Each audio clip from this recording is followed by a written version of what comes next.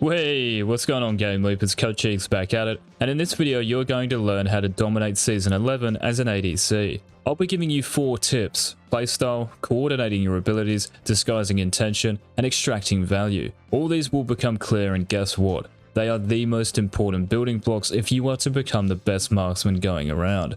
In this video, we will be watching clips of Faker's AD carry applying all of these tips, and what's the outcome? Him going 14-0 in a Korean Challenger game. So if you want to get to the peak of the same mountain, this video is a must, and I know it's going to help you out heaps. After liking the video, which is much appreciated, make sure to let us know in the comments which ADC you're playing and how you are finding the new season thus far. Also remember to subscribe and turn on all notifications so you don't miss any of our daily uploads, and left click on GameLeap.com.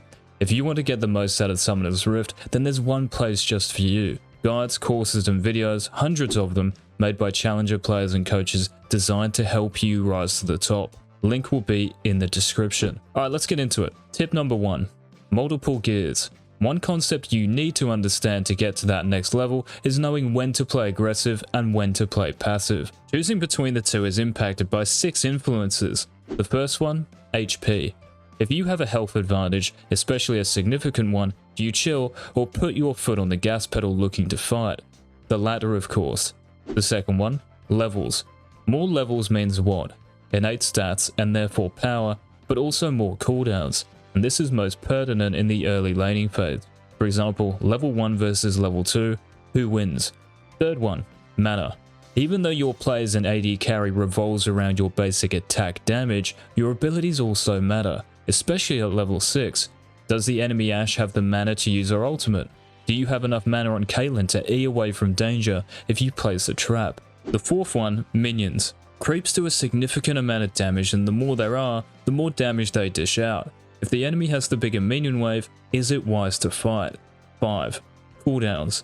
Abilities in the early game often have long timers, and you have to see these as windows of opportunity.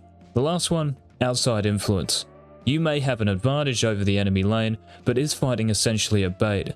Can their top laner TP? Can their jungler ruin your day? Let's look at T1's AD carry, play around these influences, and by the way, not always perfectly.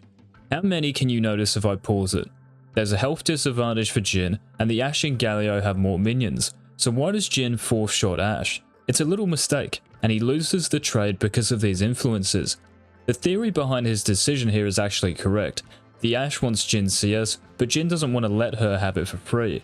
But that's only if all other things are equal, and they are not. So Jhin loses the trade, and Leona also gets mini chunked. Next example, let's freeze it and have a gander. Health, Jhin wins. Mana, Ashe wins.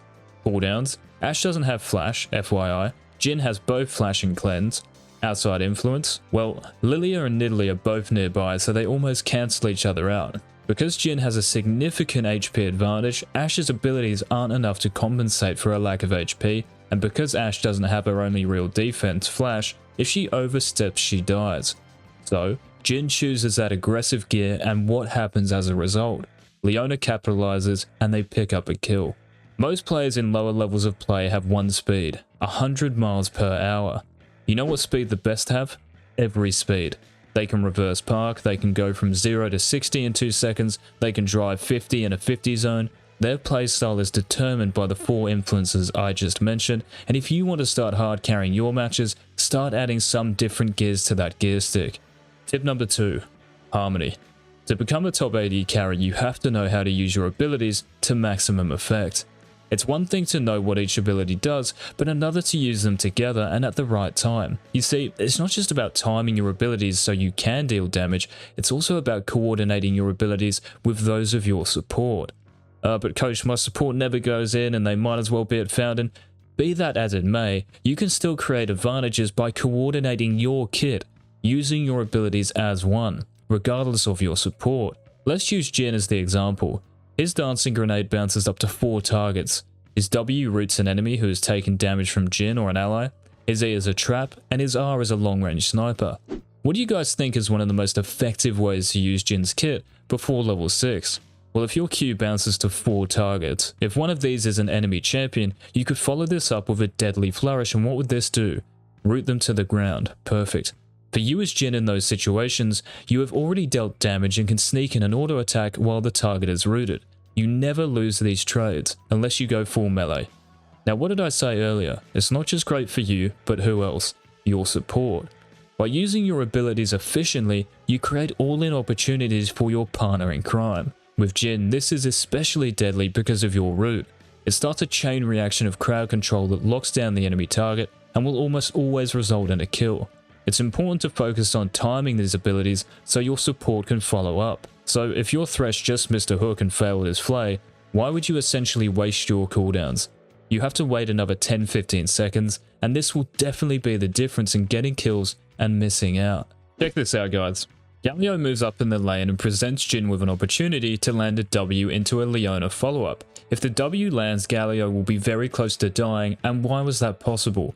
Because Jhin knows how to use his auto attacks and Q with his W root. This one shows how devastating it can be knowing how to optimize your champion's kit. The dancing grenade ricochets to Ashe and Jhin lands his W. Oh dear, if you're Ashe. There's no way she survives Leona's CC in this situation and most definitely dies. She smartly flashes away, and again, it's all created by Jhin harmonizing his abilities. Leona is pretty much AFK at the moment, just like all of your supports. Jhin is winning the lane single-handedly. Tip number 3. Keep it on the down low. You want to waste your teammates' time and a potential kill opportunity? Then do not Usain Bolt it to the enemy champion. By running through a minion wave and the lane to get within range of the target gives away your play. Think about poker. Does that top player disguise the cards he holds, or does he wave them above his head showing his opponents? When you start disguising yours and your team's plans, more kills are on the table. I know for a fact that some, if not most of you, will charge through the lane like a lunatic because your jungler pinged on the way. From the hundreds of coaching sessions I've done, students love letting their enemies know what's coming. Don't. You playing normally, as if your teammate wasn't there, is a subtle but powerful way of picking up 300 gold and experience. The enemy ADC will be baited into a false sense of security, move up in the lane trusting their read on you, and next minute, they're sent back to base and you increase your lead. Who doesn't want that? Let's freeze it. Let's look at the map. Galio is nowhere near Ashe, and Leona is in the river brush ready to unleash. Jhin is pushed up ever so slightly, but he's not headbutting Ashe to make it obvious what's coming. So, what's the result? Ashe dies, and what did Jhin have to do? Pretty much nothing. This conceals that information, and Ashe is caught unawares. Tip number 4. Bang for your buck. Do you know why low elo is low elo? Because whoever gets the most kills wins. It's a bloodbath. Do you know why high elo is high elo? Because these kills are never just 300 gold and experience.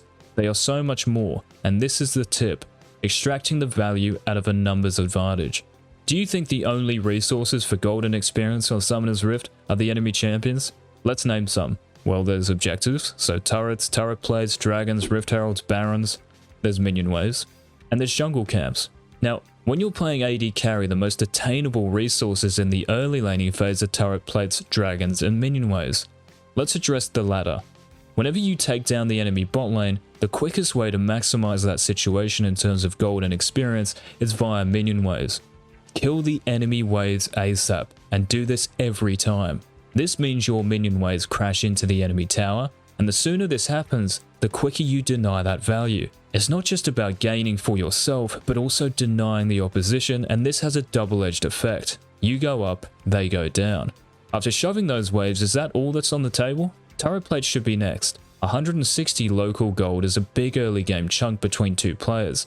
This is the same as a cannon wave, and another way of extending your advantage. Last on the gains list is Drake. Low elo players place a massive importance on taking dragons, and yes, it's an advantage, but what does it actually offer? How much gold is dragon actually worth? The elemental drakes are worth 25 gold. That's just more than a melee minion. Only take dragon if your jungler is nearby and there's no minions or turret plates you can acquire. After sorting out Ashe in this clip, what did I say regarding minion waves? Shove them. Good stuff. Jhin and Leona maximize their gold income as a result and minimize the gold income of who? The Ashe. So it wasn't just 300 gold and experience, it can be a whole lot more. Jhin auto attacks and queues the minions to get his wave into the enemy tower. If the enemy tower executes the minions, who doesn't? Ashe, and she falls behind not just in terms of kills and deaths, but also creep score. In other words, more golden experience. Apply these tips like Faker's Bro does in this game, and I guarantee you guys will climb this season. Guarantee it. What tip did you guys like the most? Let us know in the comments. As always, be sure to help a video out and leave a like, and don't close your browser before checking out our red hot website GameLeap.com, the GOAT of all League of Legends websites, offering in-depth courses, guides and videos made by the best to help you be the best. Thanks so much for watching, guys. This has been Coach Cheeks, and until next time, peace.